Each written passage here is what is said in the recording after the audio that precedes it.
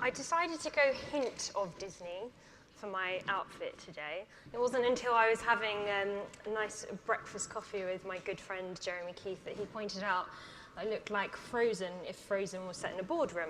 So thanks for that, Jeremy. Really appreciate that, especially as it's being filmed and there are photographers here. Hi. So, practical branding. So back in around 2000, I was one of the people that I now hate, who was happily devaluing design on eBay. I was selling logo design for around $50, and it would take me about 3 weeks to do it. I had some of the most hideous clientele, because as you can imagine, the type of people that search eBay for a logo design, and then it takes you 3 weeks to do it, are the type of people who don't really want to pay the going rate for design. Funny that. But I learned a lot in this stage, and some of the people I retained are still my clients today, and they are wonderful, and they grew with me. My small studio, You Know Who, started in 2003, and we were primarily web and did branding stuff as well. And this was my beautiful website. For some reason, I thought like retro 80s design was fabulous back then, and that was my website around 2005. And now I've actually had to look at the branding of my agency right from like the very start. We've had to go back to our roots and look at everything, look at every touch point. And actually, I used everything that I'm about to teach you guys in this presentation to actually just go back to my roots, look at our tone of voice, look at our branding, because we're actually doing something very, very different now. We now focus on helping big brands and celebrities on social media. So we've completely kind of switched tacks, and we needed to completely redesign from the ground up. During this period, I also had some mad moments, which some of you might know about and some of you might not. In 2013, I wondered what would happen if you essentially leased a building and then decided what you could put into the building that would take everything that we know as web designers and everything that we know in the technology field and everything that we have to know about branding and put it into something that is quite antiquated in the way that it works. And that for me was hairdressing. I think I was having a bit of a funny moment because I knew nothing about hair, but as far as I was concerned, I was really interested about the cross-section between what we do and putting all of that technology into something like a hair salon. And we're still going today. This is what we look like. It's fascinating. I get to bring all this wonderful data to events like this that usually it's just me telling clients what to do, and actually when I'm doing it for myself, I get all this amazing data and information to share with people like you.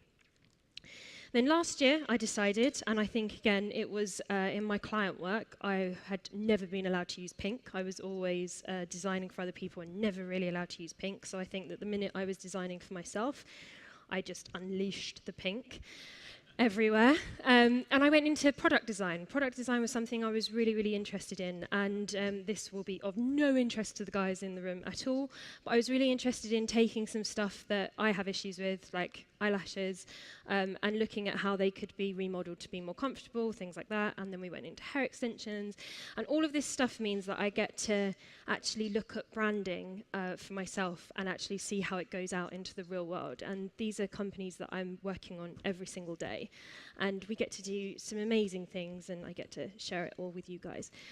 We're now developing a social media strategy for that business. We've been focusing on B2B, and yeah, so that is something that I will be blogging about in the future, but that's kind of why I've been a bit quiet, so I've been focusing on that.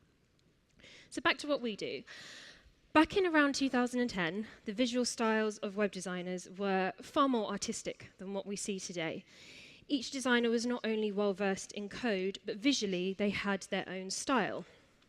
A site redesign used to be a really big announcement. We used to announce it on Twitter, and usually that person's site would be down for a couple of hours while we were all traipsing there to have a look at what they'd done. Each design had personality. You could tell which agency had designed it because they had a number of kind of signature visual patterns that they would use, and you could tell one artist from another. Websites certainly back then, to me, seemed to have a lot more personality. So at an event apart, this very conference in Seattle in 2010, our very own, and we're all very proud, Ethan Marcotte, came up with this wonderful idea, which was responsive web design. And it was, without a doubt, the fastest spreading design idea that we've had as a community. Many people knew that their sites need to be responsive, but didn't want to put the work in as to how their brand, their overall brand, came along for the ride with them. This amazing book opened the door to the future of the web, but in our transition period, we started to lose some of the character of what our sites actually were and what they looked like. We were so busy looking left that we forgot to kind of look right along the way. We tried to make ourselves feel better with pattern libraries and components, but these were still drawing imaginary squares of boxes around various different kinds. And we were doing this in order to try and make our jobs easier. We'd had too much on our metaphorical web designer plate, and we didn't necessarily put the work in to figure out how to bring the visual design back to what we were doing. Jeffrey has a great blog post about this, and it's actually back from 2006. And he says that every year there's a crop of people who pop up and want to say that design doesn't matter. And he says, so this year's hot under-the-collar web designers, remember, next year you'll still be designing beautiful websites. And the people who claim that bad design is good, if they're lucky, they'll be selling apples on the street corner. It's a great, great post if you haven't read it. Jeffrey and Jen Simmons, who's closing out the day today, did a great talk at the UN a couple of months ago. And Jeffrey said, I don't think we're looking at the web as a primary artistic medium at all. We can do more of that. Every company is now a media company. Jeffrey has said that we've become more professional, for better and for worse. Companies are responsible for their own branding. And normally before, advertising companies, other companies came along and were paid big bucks to do the things that now we're expected to do in-house. For the most part, we're all responsible for everything now. Copy, photography, art direction, it's all been bought in-house. How many people, just as a show of hands, are in-house designers or developers? Interesting. Okay, yeah, lots and lots of you. So this popped up the other day on my Twitter feed. Which of these two possible websites are you currently designing? And then John Gold, who was the author of this tweet, said, I'm really upset with the state of our industry that this tweet has resonated so much. This is kind of where we're at with visual design at the moment of the web. Websites have become homogeneous because we're complacent. As Jeffrey said this morning, we're relying on frameworks such as Bootstrap, which are full of copy and paste components. Template websites, which are great sometimes for various different things, but not necessarily for certain types of websites, which is why we're seeing stuff like this. If I never see one of these types of websites again, it will be too soon. So this has led us into a world of boring and predictable designs. We're now responsible for everything. So the question we start needing to ask ourselves are, what can we do now that's never been done before? Our layout process has become somewhat lazy. I know why. We all know why, really. But we need to start doing something about it. It's unsurprising that we're all starting to look a little bit the same. When we think about where we go for inspiration, our silos tend to be exactly the same within our industry. We're all looking at exactly the same pool of inspiration, and we therefore deem ourselves as that being the way that we need to design things. We need to really start breaking out of this box. When we think about our process of late, when we start to think about what we've actually been doing, we've been making decisions on behalf of other people, on behalf of our clients, on behalf of whoever we happen to be working for. We've been making those decisions about branding on their behalf. We've been going to sites like Typewolf and just picking some typefaces that we'd really like to use in a project, or something that we've been desperate to get our hands on, or an element, or a flat lay element, or something that we really want to put into our designs. It's been quite a self-indulgent way of designing for a little while now. We shouldn't necessarily be going to sites like this and just looking for something that we think is the new trend or something that looks pretty. We should actually be thinking where this sits in terms of branding. Does this follow my brand? Does this sit within our company brand? Does this typeface speak in the way that we want to portray our company? We have been making those decisions. And if we're going to make those decisions, we need to be a little bit more tooled up in the way that we make them. We keep waiting for permission. This is another issue that we've been facing recently. Back in the day, we didn't necessarily look to anyone else for permission for what we were doing. The web was kind of broken, so we didn't feel bad using hacky methods to create a beautiful design. We used to have images. Who remembers images for rounded corners? Anyone? Anyone old enough to remember that? Wasn't it amazing when you could just do it in code? I remember thinking, oh, I don't have to slice little corner images anymore. It's a breeze, beautiful. For those of you who don't remember that, you're so lucky you have no idea. We started to look at the big players to make it okay for us to use certain design elements again, to bring back beveling or shadows or buttons that look like buttons. This now, in retrospect, to me, seems crazy. One of the sites that I think have completely weathered the storm and that I have so much respect for, because they've even dared to keep some noise in their design elements, is Stripe. They've kept buttons that look like buttons. They've stayed with their design aesthetic throughout. They've never moved because of trend. We've been stealing the colors and typography trends from Apple for years.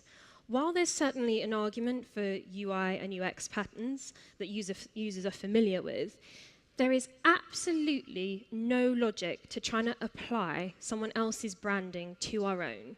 When we actually sit back and think about it, we have been looking at Apple for years to make it okay for certain things that we want to use in designs. That, in best British speak, is absolutely bonkers.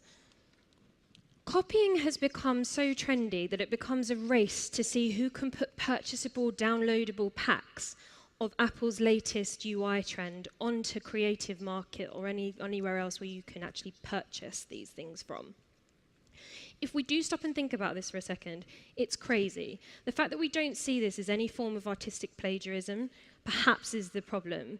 As Jeffrey said this morning, design without purpose is just noise. If you personally are going to sites and you're downloading packs like this, you might want to use this as like a self-administered artistic red flag. The rise of progressive enhancement has meant that things that we so desperately wanted to do once upon a time have become very, very easy. When we used to design websites, we'd be so desperate to enhance the visual aspect of something that wasn't fully supported in every browser. We would always find a way around it. As I said, rounded corners that could be hacked. No native support for typography meant that when we really wanted to use a certain typeface, we would embed it in an image, and that obviously caused all kind of accessibility problems. But we were, back then, true webmasters of the web. Who misses that title? At the bottom of it. Was anyone old enough to remember when we would put that in the footer? And it seemed like your kind of signature was to just write Sarah Parmenter, webmaster. It felt kind of magical back then. So now that our hands are untied, some may argue that we're the least creative that we've ever been as an industry. Under the hood, looking at our code, we're great, but visually, we're now somewhat lacking. Everything is so much the same that we've come to believe that if we try anything different, it's a risk somehow. The hamburger menu, the fact that we as an industry even have a name for that thing is baffling. Branding is the product of deliberate conception. One thing that we haven't been doing is making deliberate and considered decisions about each element of our brands within our companies or our businesses. I'm not going to tell you how to create a logo today, as a logo is not branding. I'm not going to talk to you about colour theory today, because colour theory is not branding. Branding is not a pattern library, nor a mood board. Good design is always emotion-based. A brand is something that you have an unexplained emotional connection to. We tend to think about branding incorrectly when it comes to websites. And I love a good pattern library, don't get me wrong, this is one of the better ones that I've seen, but I love when pattern libraries can tell me the why behind their design choices for each element, and this is Airbnb's fantastic pattern library. You can have a look at that, there's a link to their blog post about this, I believe, in some notes somewhere that you can download, and it's entitled Building a Visual Language, and they go through the whys behind why they've had to change all of this, and it's absolutely fascinating. Seth Godin says, when a brand says a modern form of currency for a new generation of chocolate enthusiasts, that might be good design talk, but to appeal to real people, the brand will have to connect to a series of feelings. Now, there was something that I was scanning last night as I was reading my laptop in bed, and it was another design agency who focus primarily on a lot of data, and this was their opening to their website, and it gave me a headache. Maybe I was tired or jet-lagged. Semiotic intelligence enables you to take advantage of emergent cultural shifts, making your brand more distinctive and compelling and capturing consumer attention. I read that like 6 times. I was still going, don't get it. What do you do again? We have to bring our language back to being completely understandable when it comes to our branding. Now this, I know that in the blurb for my talk I promised no golden ratios. I almost went all Kim Kardashian and put like a black band across it, but hey, if you've been designing brands for a long time, sometimes things come a lot more naturally to you, and you have to apply logic after the initial gut feeling, and in order to add value, or in order to apply value to your work. That's how I'm pretty sure we got into putting golden ratios and diagrams over our logos. We're clearly a little lost when it comes to branding at the moment, and we're trying to apply the logic post-design phase. Golden ratio is just one of many visual harmonies that can be used in design. And just as much as it can be used to create something as beautiful as this, it can also be used for something like this. Applying logic afterwards. And this is kind of what I see when I see people applying the golden ratio to things. I always think, well, surely I could apply it to something really terrible as well, and that's what happens, apparently. So this also isn't branding. These are helpful, and for those of you who scan Pinterest design boards, the amount that I do, you've probably seen these a lot. And these make me really, really angry. They're helpful, but it's not branding. What these don't answer is the bigger questions that also infuse every visual element that we have. Are they going to take these elements and combine them into a hero image, a navigation bar, information boxes combo? How do the above questions that you have around the provenance of their brand, short form, long form, kind of customer email situation, how did the tone of voice, how does everything buy into the brand that you're trying to create? This does not answer those questions. Airbnb, again, have a really fantastic layout for their visual language, and this is the type of thing I would far rather see when it comes to actually laying out what a brand looks like. I'd rather see your spacing, your thought process behind things. These are not helpful. This is. Genuinely good branding involves an examination of every single way the brand, the product, and the experience is viewed. That's Stanley Hainsworth, who's the global creative for Starbucks. This is a really, really great quote. I actually have this on the wall of my office back at home. So how do we stand out in a homogenized web? Finding character and infusing that into your designs, knowing that your branding spans more than your logo, stops you looking like everyone else. Research phase. Some people think that the answers to good branding lay in qualitative, quantitative research. First port of call tends to be to look at competitors. Some of my best designs came from a zero research phase and from happy accidents in Photoshop, as much as I hate to admit that, and would probably never admit it to some of the clients. That is what's happened, and then I had to apply value to it after, minus the golden ratios. The best designs came when I gave myself permission to kind of breathe and the time to be artistic like I used to be as a kid. This is also a great quote. If I went to a group of consumers and asked them if I should sell a $4 cup of coffee, what would they have told me? This kind of sums up everything I think about research in a very articulate paragraph by Howard Schultz.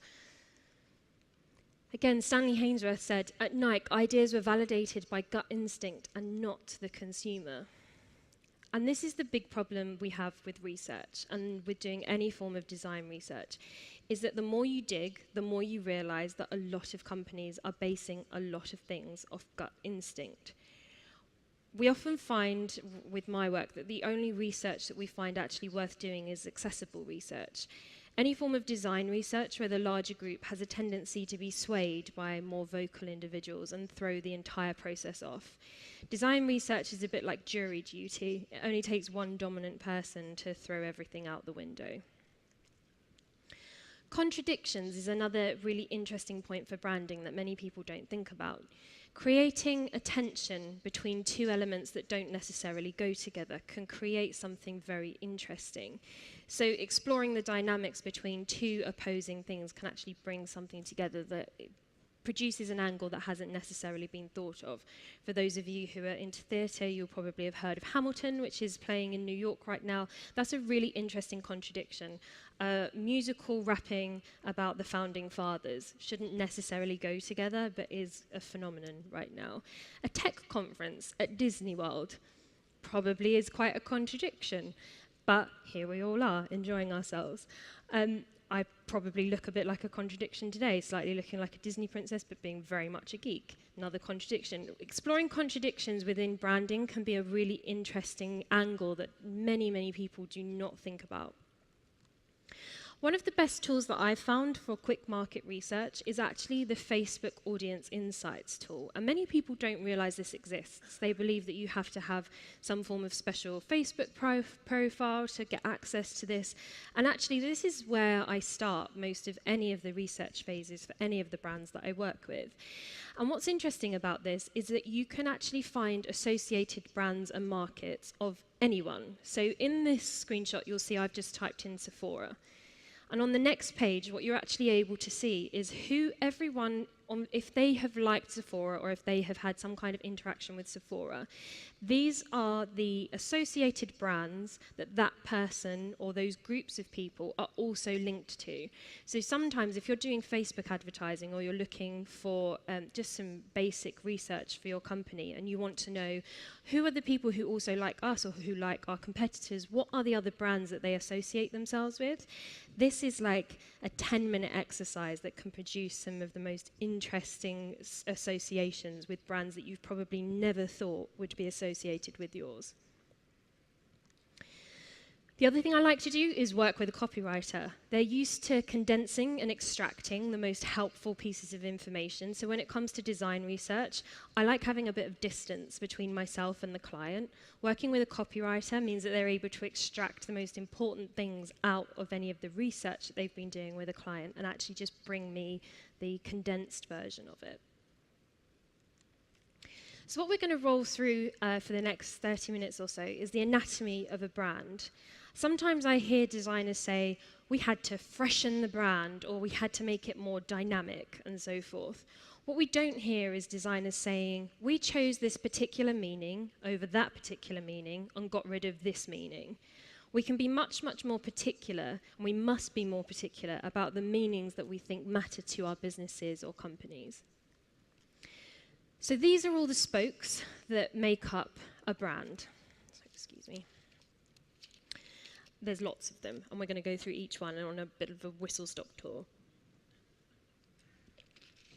So the thing that I love about design discussions in general, especially when it comes to a design discussion in a company, is that many people will have different ideas of what the most important thing of their brand is. And normally, out of that entire spoke, you can pretty much pull out only perhaps 2 to 4 of the most important things on that are important to your company.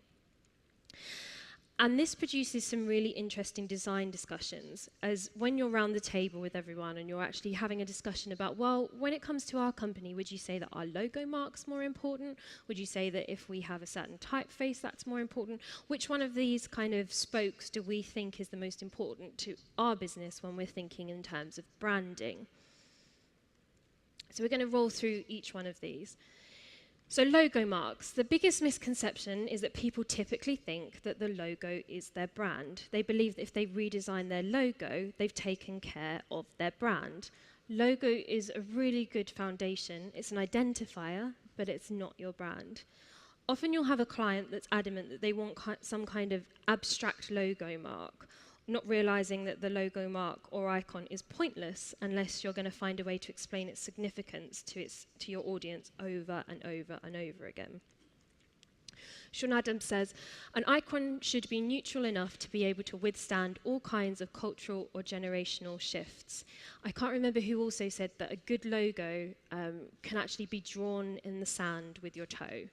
And as we see, we are surrounded by Mickey ears and possibly one of the most iconic logo marks that Disney has, and it works beautifully everywhere, from small to large. It's one of the most simplistic logos, and it works beautifully.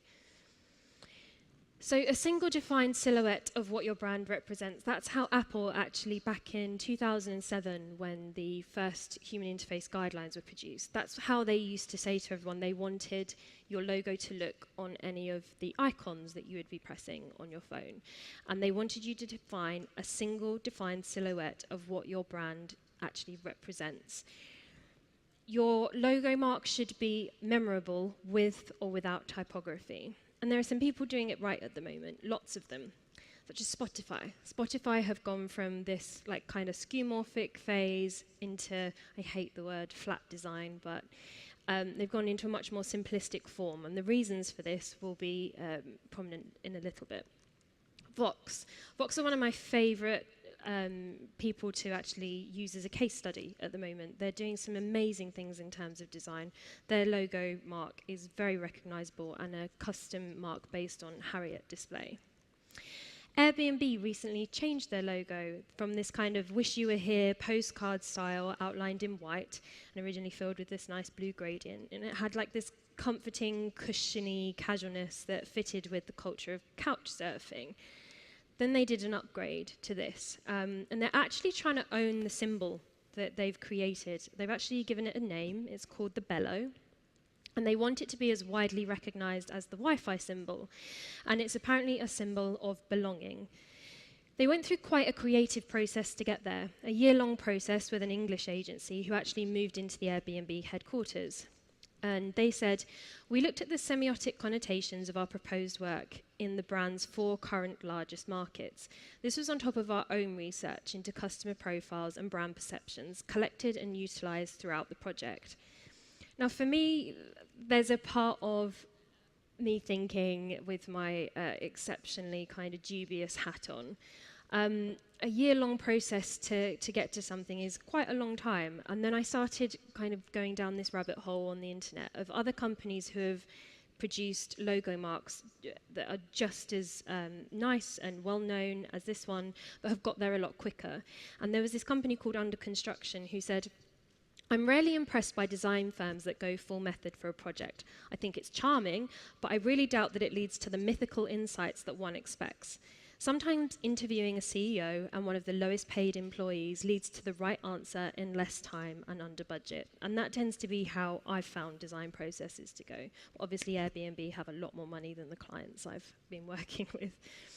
So for those of you who would like a laugh, since you have laptops in front of you, I probably should warn that this is a not safe for work Google venture that you're going to go down.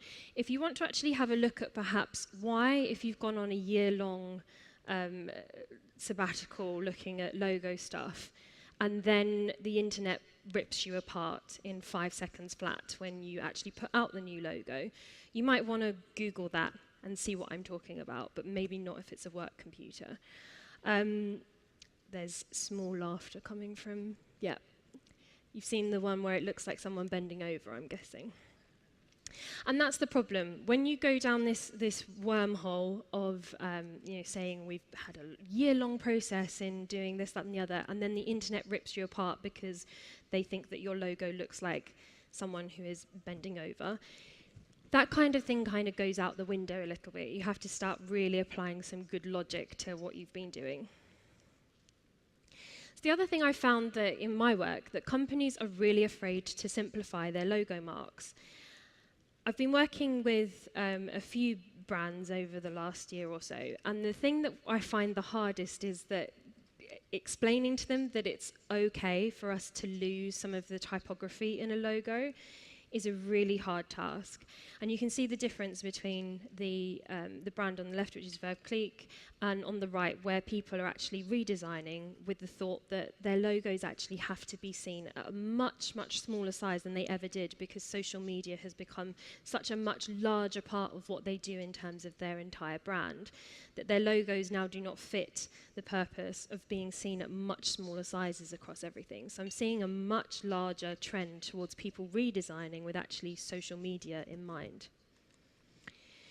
So we're going to go on a little journey of brief colour theory. I've seen some really interesting things about this recently, and apparently a lot of people are starting to put colour into two boxes of spring, summer, autumn and winter. So your brand either fits in like summer, winter, autumn or spring.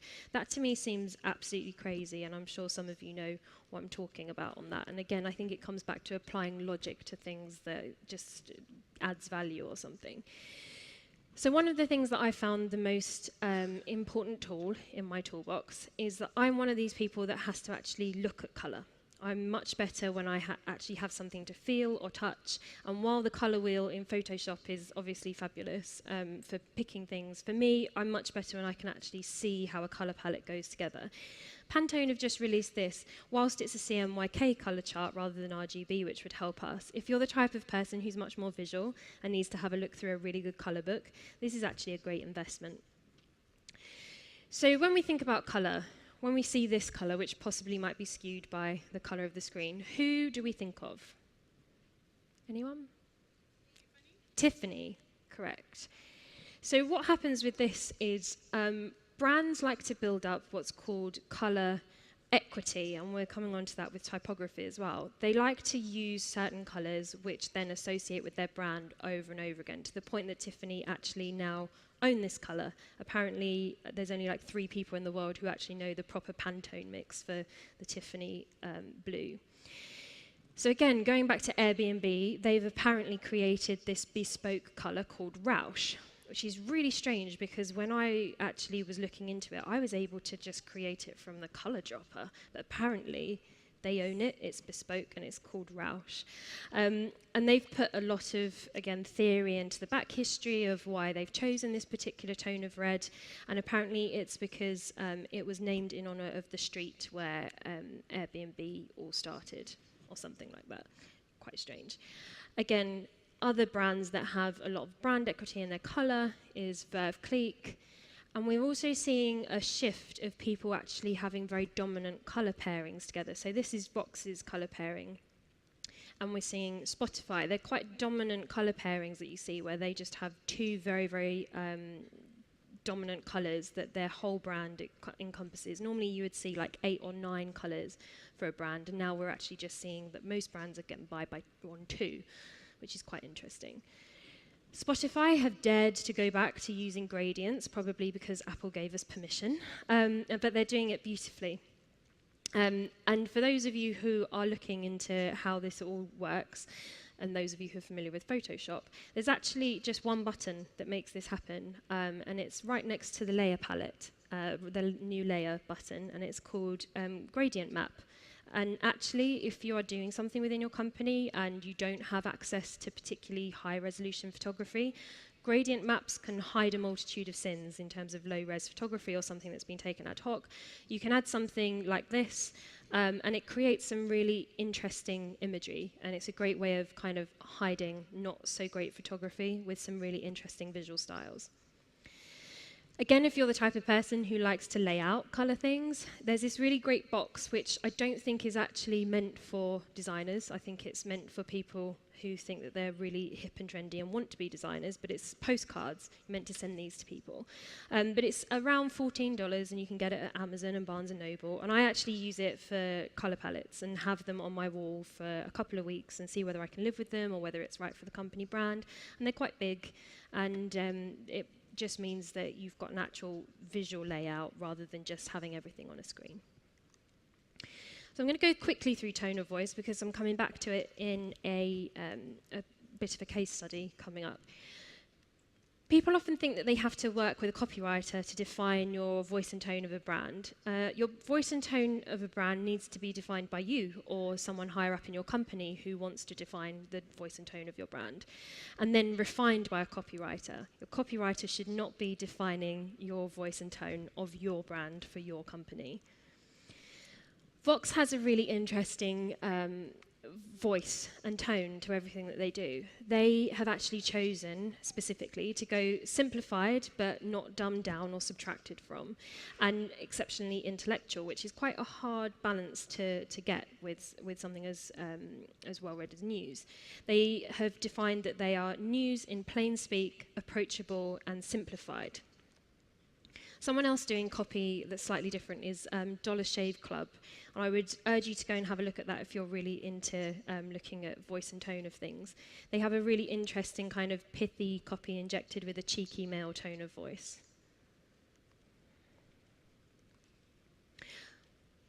Ooh. Social ecosystems, something which I don't hear many people talking about, but because social media nowadays is such a large part of what we do, it's something that we definitely should know a little bit more about. So our need for a social ecosystem extends far beyond our sites, our websites. Our sites we use as a home base, but we also have things that live elsewhere on the web. We have to design the environments for these social interactions to take place. And we have to design the systems as a whole, because if they break down anywhere, the whole thing breaks down and loses authenticity and becomes inconsistent. So, for example, what we've been used to doing is finishing our websites and then putting the social media buttons at the bottom of the page. All we do is we ask our clients, have you registered the handle for this or that, or have we got the handle for this or that? And then I'm going to put them at the bottom. We don't actually start thinking about how that whole thing works as an ecosystem. We're not thinking, well, as a designer, should I actually have a handle on what is actually going on our company Instagram account, because that is just as much an extension of our brand as me designing the graphics on our website. Should I then be having a handle on the creative direction of what we're doing on Instagram? How about when we put out something like a blog post and we have some creative that goes along with that? The picture isn't just going to be seen that we're accompanying the blog post with. It's not just going to be seen on a website. It's going to be seen on Facebook as well, because if you're the social media manager and you're just going to copy that, then that means I'm also responsible for that as well. So whereas our jobs just used to be create a website, put the buttons at the bottom, it's no longer that, and we haven't started thinking in terms of social ecosystems. So this is our basic social ecosystem. We have our publishing channels, aspirational, inspirational channels, support channels, and follow-up channels. This is very, very basic. So our publishing channels tend to be our main website, our blog, or a Tumblr, but it tends to be the things that we all do in this room, which is our company website, the main website. We then have aspirational and inspirational channels. Now, depending on what your company does, you might not need this. I had someone come up to me at an event, the last event, who worked for the FDA, and they were very confused about what kind of aspirational imagery they should perhaps be putting onto their Instagram. Some companies don't need this channel, but many companies do. They use it as a far more visual way, a quick visual way of getting something into the right channel. So aspirational, inspirational channels can be Instagram, Tumblr, some people use Twitter, Facebook, We Heart It, Pinterest, Snapchat even can be one of those channels for your company. We then have support channels. Users are taking to social media for support queries more and more. If you don't have a dedicated support channel on socials, they will make one for you. I've had so many disasters with clients where they've rung me up and said, what do we do? People are taking to Facebook to they can't get through on customer service. So they're taking to our Facebook to actually start trying to get our attention on things. If you don't have a dedicated channel for people to go to that they understand, okay, well, if I feel like I need to actually reach out to this company, I can reach out to them on Twitter.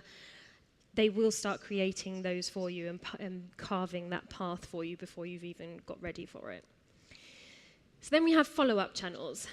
This is where content from your main publishing channel is repurposed or republished, with the sole driver being traffic, normally back to your main publishing channel or a specific call to action that results in a dollar value. Making sure that your company knows each of these touch points and where you have each of these covered is really important. It's not just about putting those buttons at the bottom. It's about knowing how everything works in harmony with our main deal, which is the website. So in your social ecosystem, you tend to find that your brand or your company will dominate in one area and not the other. So as a visual example of this, we see that Vox, unsurprisingly, dominates on Facebook a lot more than it dominates on Instagram. Obviously, the reason for that is that you don't necessarily look on Instagram for the news, but you happen to see their imagery on Vox is very, very good. So they do still have quite significant following, but obviously their main point of focus is Facebook, where they can actually repurpose their content. Typefaces. Now, Jason Santamaria, who speaks at an event apart, has an amazing talk about typography, which is online that you can search, and he does a great job of teaching you about typography in an hour. I don't have an hour and could spend a whole talk talking to you about it, but watch Jason's talk on typography for that one.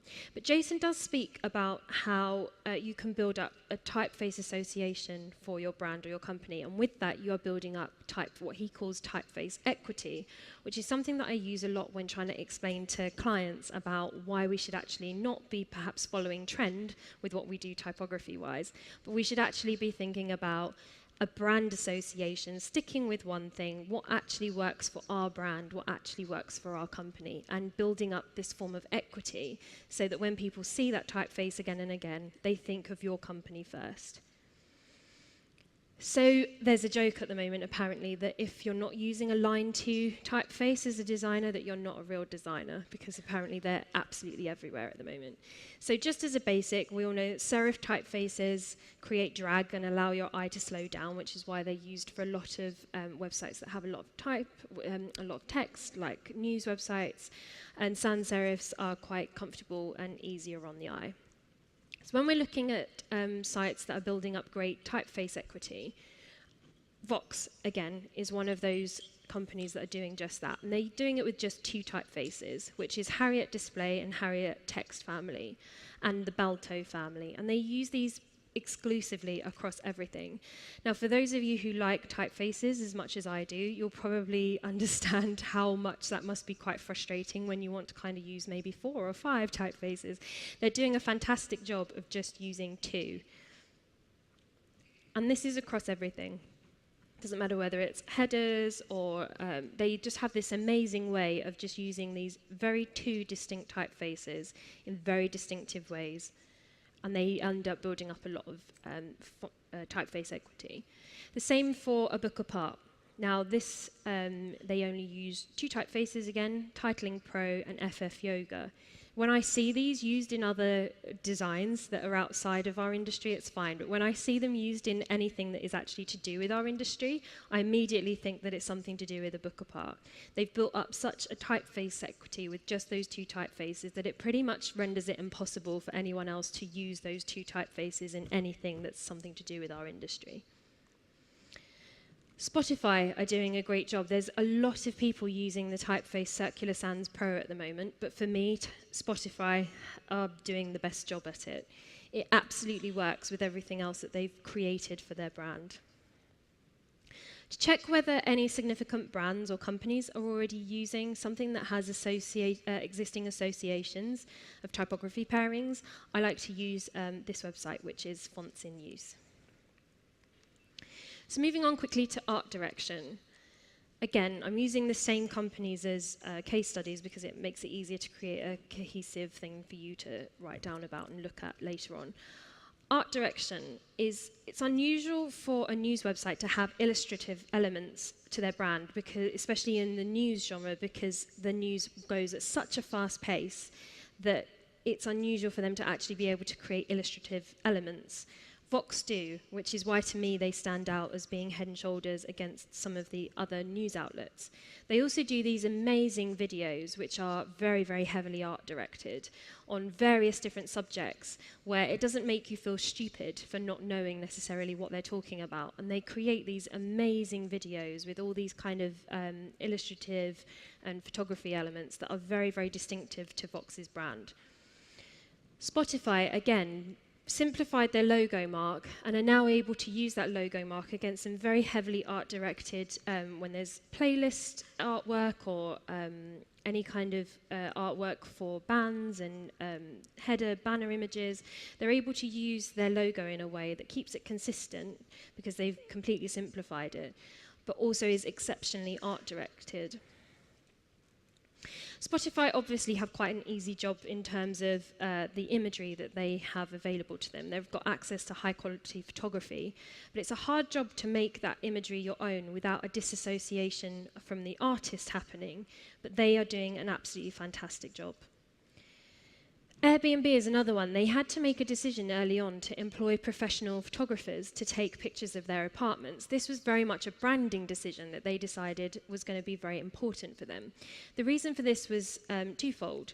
They got something that looked, well, the people who owned the apartments didn't have to go to the trouble of photographing their listing. Airbnb were actually then able to look far more professional because every apartment that was listed or every house that was listed looked so much more professional to them that their website actually then had kind of an uplift and customer confidence was that much higher when people went onto it. So it created this kind of twofold benefit, even though it was very, very expensive for them to have every single place professionally photographed. It balanced out with the amount of traffic they were then able to drive their way. And this was an intentional decision that they made very early on that cost them a fortune, but ended up very much coming back to them. Company values, I'm just going to whiz through very quickly. It's the one thing that is unique to you. There will always be a value in your company that you are unaware of, that there is a story to be told from. When we look at some of the other people doing this very well, just briefly, Tom's, obviously, there are some brands that are really good at telling their story. It's in the root of their product, to the point that you don't particularly question or look at the actual product in detail. You've already bought into their story so much due to the philanthropic nature of their product. It makes you feel better about yourself and better about the purchase. Zappos are well known, the customer stories about people being late, sending back shoes, and then them telling them why they were late because maybe someone had died, or some really sad stories. And Zappos actually then send them flowers and do all these things that you don't necessarily associate with big companies like these. Starbucks are another one, which they're very, very heavy on where their coffee comes from, and they're very heavy on the responsibility side of their brand. They tell the story very, very well, which leads me nicely on to authentic storytelling being a really important part of a brand. Virginia Postrel says, today value is less about brand attributes and more about brand meaning. Telling your story is really important. Every brand has a story. Whether it's the founder's story or the brand's reason for being. Some brands have never told their story well or have lost their story. You often find that brands go through this kind of renaissance period where they try and do something different. They try and reimagine themselves. They feel like they've been around for a long, long time, and then they start doing something slightly different. Starbucks did it. I think they went down kind of a music route for a little while, and then you tend to find that they then bring it back to interesting. They then tend to bring it back to their roots and go back to, oh, hang on a minute, we're just a coffee company. We should really be focusing on coffee. And we're seeing that a lot happen at the moment. So there's lots of questions that you can ask your company, who you're working for, where you can find your authentic story. Is there a founder story that you don't know about? What language do your clients often use with you? Who are your demographic? Where's our brand positioning? What's the personality of our brand? Are we cool? Are we kind of hip? Are we very, very reserved? There's lots and lots of questions that can be asked to actually find a company authentic story. Starbucks, again, are very good at telling an authentic story, and I would urge you to have a look at the responsibility tag that Starbucks have in the navigation bar. Have a look at the responsibility page, and how they actually articulate their authentic story to you. This is an interesting quote I found, though, by Dory Tunstall. I buy from Starbucks because they tell me a story about where the bean comes from. And this relationship and the overall vibe make me feel better about the purchase, even though there's part of my brain saying, I'm not so sure about this. StubHub is another interesting one. They have gone back to authentic storytelling. They have just gone through a major redesign. And when I started digging into it, their redesign story is actually very interesting of how they actually went back to looking at how they could present themselves in a different way. They've gone back to their roots and found brand authenticity in their original story. They're selling something that can't be emulated online. A good time without Netflix is essentially what they're trying to portray. Now their messaging has this sense of true authenticity. It's about getting out from behind a screen, experiencing concerts and shows with friends, reminding you that there's a real world of fleeting moments that you can be a part of. Emotional-based and strong messaging that feels truly authentic to them. Layout. I'm going to quickly go through this. Layout of slogans, patterns, and shapes. Again, getting off the grid. If we look at Vox, they do some really interesting things that just draw your eye away from the natural flow of how we're used to reading news. When you compare Vox to places like this, you can see how they're actually trying to break out of the grid and disrupt your eye as you start going through the news. Vox are doing some fantastic things in terms of layout as well. Spotify, again, redesigned. This used to be their website, and they're now going to this really visually rich website. They have access to high-resolution artwork. They're pushing that at the forefront. They have some really great textures and gradients going on, something that you wouldn't necessarily associate with with something where you listen to music. When we think about what Napster used to look like and other things that were illegal back in the day, you didn't necessarily associate it with something so graphically rich. We look at other things like online podcasts, Serial, for example, the online podcast. They were doing something where they were actually taking visual elements from the TV world and applying that to their design. There's some really interesting things in that too. Slogans, my most hated category. I hate slogans so much. Some companies love them. For me, it tends to be if you're using a slogan, I think that you haven't done your job in terms of being a visual designer very well. There's other ways to articulate most of the slogans that actually appear anywhere, including big companies who like to use them. I tend to think if you are using one, there's probably a more articulate way of telling your story without using a slogan, but some people love them. Obviously, StubHub, they've just used your ticket out. To me, if you're pairing that with the right imagery and the right messaging, you don't need that slogan.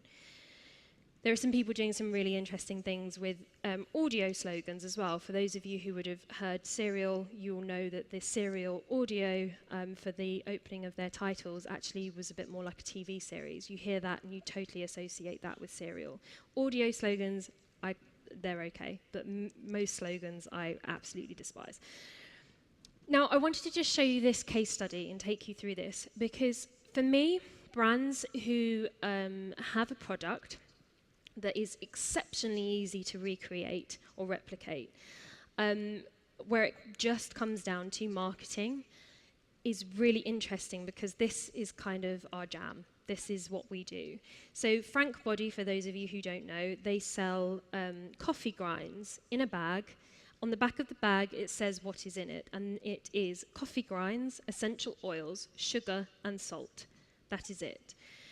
Now, to me, it's really interesting for a company who essentially has ingredients that you could buy from Amazon for cents and are selling this bag of something that looks like dirt for around $15. Everything that they then do comes down to their marketing, which makes it a really interesting case study to look at. And what they do can only be put down to branding and marketing strategies. So they are on target to do 20 million in revenue, which makes them an even more interesting case study for us to look at. And they're doing this with just 3 of those spokes of the brand: tone of voice, art direction, and their social ecosystem. Those are the 3 spokes that they've chosen to focus on, and that is how they've got themselves to a nice 20 million in revenue. So their sales, a lot of their sales come from Instagram, which is by far the business's most successful social media channel. And they self-proclaim themselves to be an Instagram brand. They chose Instagram as their primary focus for building the company. And they chose this on the basis that their product lends itself very, very nicely to the selfie phenomenon. They realized that there was a way of getting a whole army of people to create their content for them. What the founders actually did, which are 3 females, they actually seeded the account to begin with photographs of themselves covered in this stuff that looks like dirt in their bathroom, in order to make it okay for other people to realize that that was the kind of imagery that they wanted hinting at, they wanted their users to start submitting. They needed to make it normal for people to take pictures of themselves in the dirt, in the shower, for them to post on their social accounts. And they were posting up to 6 times a day at the beginning. They also engaged a lot of bloggers and influencers and had a style guide and art direction for those bloggers. And they were very, very heavy on the way that they wanted their product to appear across everything. The 3 founders are graphic designers and copywriters themselves. And they totally understand the nuance of what we do as an industry and how important producing the right kind of imagery and having the right kind of imagery ready to send people so that they then produce the same imagery for them was to them. So they said about their tone of voice, we created a male persona called Frank. We wanted to be frank and honest in all our communications. Now, their actual tone of voice is very polarizing. You will either absolutely love it as a female or you will absolutely hate it. They have taken on almost like an Australian version of Mr. Grey, how you would expect him to sound. But they do have this very consistent tone of voice across all communications, and they handle all the PR themselves. They had to actually tailor some of their copy for the US market because apparently, and the UK market, because apparently it was too much for us, which is interesting. Apparently we all had problem being called babe, which is interesting. But again, it goes back to that thing of creating tension. It was a female targeted product with a male voice, not 2 things you'd necessarily put together. And the lady said, we wrote in a way that came very, very naturally to us. And people did think that it was a guy who was writing the copy. The 3 ladies write the Instagram captions and every single part of their copy. And when you go to the website, you will see what I mean. It's exceptionally polarizing in terms of whether you will like it or hate it. One thing you can't deny is that it's exceptionally memorable. So again, it goes back to the research, what I was saying earlier. They said that they do a lot of design work based on gut instinct, feelings, or experiences with brands in the past. They didn't do any form of formal research phases. And they did work slightly backwards in that they had a product and then attached a brand to it, which is quite an interesting way of working. And this is what it looks like now. They've gone through a really interesting design phase with this. Obviously, they lend themselves far more to the pastel kind of colours. And every part of their brand that you touch is their brand entirely. They've thought about every touch point of their business, and everything is exceptionally well done. So they had a very interesting website back in the beginning. They did a lot of A/B testing, and they put those results online and for everyone to have a look at. And they said that a lot of their A/B testing came down to hero images, which it normally does, doesn't it, with what we do. They noticed that they had higher bounce rates on imagery over here in the US. And they started making assumptions that it was based on the type of images that were coming from Google image searches. When you actually landed on their page, there used to be a girl. This was actually a video that would start playing. It was a girl who kind of on first glance looked like she was very naked, walking across the page, and then various other people in the background. They found that if you hadn't been pre-exposed to their imagery, which on Instagram they had taken a very, very distinct art direction route of being quite sexual imagery and quite kind of out there and provocative, because we hadn't been pre-exposed to that kind of imagery, it came as quite a shock that when you went onto their website, there was someone who was half naked walking across the page and people were clicking off really, really quickly. So they actually had to change their imagery, tone everything down a little bit, because they realized that everyone wasn't actually pre-exposed to some of their Instagram accounts and other socials, so they had to completely tone it down, and then all their bounce rates started actually coming up a little bit. But they do have, the one thing you can't knock them for is that they do have a consistent voice across all communications. I'm just going to roll through this very quickly, which is personal branding. So in personal branding, you tend to find that there's three spokes that get pulled out the most: authentic storytelling, art direction, and a social ecosystem. And people dominate in one area and not another, which goes back to what we were talking about earlier with companies. Companies tend to dominate in one social channel and not another. And whether we love them or hate them, direct marketers are probably some of the best people to look at in terms of personal branding and what they're doing. They tend to be a little unashamed in the way that they actually market themselves and what they're doing, but they have some exceptional art direction skills, and maybe that just comes down to a confidence thing, I don't know, but when it comes to actually looking at personal branding, direct marketers, which I'm sure many of us have this kind of love-hate relationship with in the room, are some of the better people to look at about personal branding.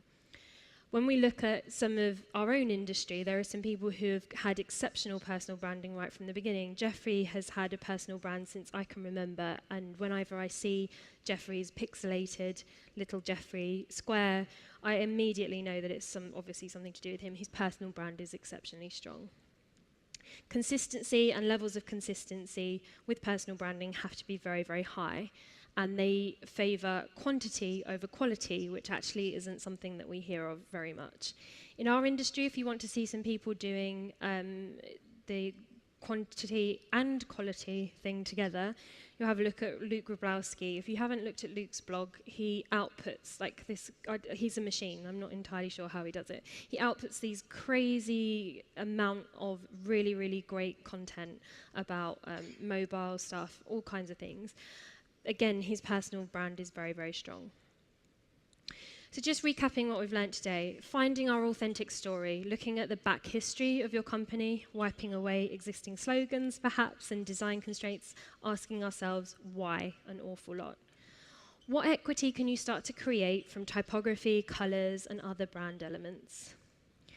How can you get your users or people who visit your website to create content for you so that there's constantly a nice folder full of images for you to use across different socials or across things that you're doing? How can you get your users to create that imagery for you? Create tension by playing with contradictions. Is there something in your company that doesn't necessarily go with something else? Is there something that can be explored there in terms of branding? Creating contradictions is sometimes a really, really fascinating exercise. Carefully think about every touch point of your business, going back to what we were saying earlier. Every single way a user can interact with your business should be thought about in terms of branding. Thank you very, very much.